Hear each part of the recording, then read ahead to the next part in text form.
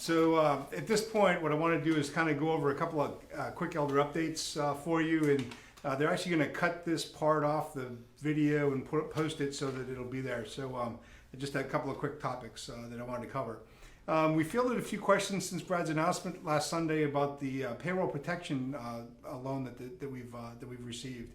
I had some questions about what exactly is that, and in the short time that Brad had to explain it.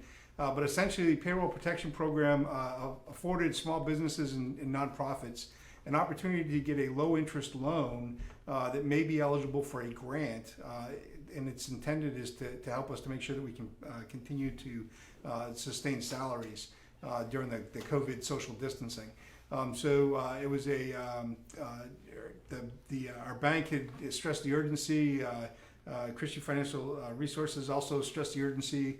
And we got our application in and it was accepted. Now, if we don't need it, it's a 1% loan. So we'll have to decide, do we repay it all at once? Do we repay it on the loan terms? Or if it's eligible for a grant, the elders will be discussing whether, depending on how the offerings and tithes and things went, whether we felt that it would really be a good use to accept it as a grant or to just continue to use it in terms of a loan. I use the analogy kind of like getting that zero interest Visa card for 6 months or whatever. We have an opportunity to do some great things with that. And we were eligible, we applied, timing was of the essence, and we have not yet decided on how that's going to be handled when that matures and if we are eligible for a grant. Thankfully, in spite of all this craziness in the world, God's been faithful. Our tithes and offerings have been well, but we know from the care calls that some families are struggling out there. We're trying to reach out in the care teams to make sure that if there are prayer requests, that we have them go into our prayer team.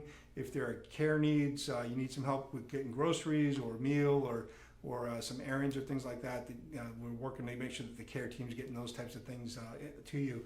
So there are some families that are struggling out there, so we want to make sure that we're doing our best to take care of the flock and best use the resources that God's entrusted to us as elders. So I wanted to give you a quick update on that. As you guys heard yesterday, the governor is moving to phase 1 reopening for Virginia in our area starting tomorrow. So the elders are looking really closely and carefully about how we're going to go and resume services at the church. Our wish is to do it as quickly as possible, but we also want to make sure that it's safe. The governor's guidance has some things about the occupancy, how close you can sit, how long you can stay in the building, some special things with signs and things like hand sanitizer that are really hard to come by right now that we have to follow. But it also goes and tells us that the really young, the elderly, and people with weakened or compromised immune systems are still at risk for coronavirus. And so what we want to do is make sure that our opening is safe for everybody. And we don't want to just throw the doors open. So over the next few days and a week or so, we're going to be spending a lot of time trying to figure out how to do that and make sure that we do it right so that when the doors open, we don't exceed the occupancy and put a lot of people at risk, because it's really important that everybody stays safe out there. So more to follow on that, but a lot of people are wondering. Heard some churches are opening a little bit sooner, just want to make sure that that's safe as we do it. And where it's lifted on Friday, we really feel that Sunday is a little bit too fast for us to be able to make sure that it's safe with certainty for that. So I want to do that.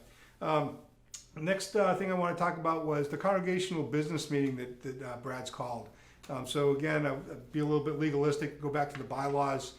For a special meeting, we have to announce it from the pulpit one time and give the members at least 5 days. But that's a minimum. We elders met last night, discussed it, aside from the staffing with Jerry and Jeremy pending departure in the next couple weeks, we really felt that we can go and spend a little bit more time to make sure people are comfortable with the vote, answer some questions and those things. So we've delayed the vote a week. So we'll be doing it the week of Memorial Day weekend, which is not this Sunday, but the following Sunday. And we'll be doing that vote.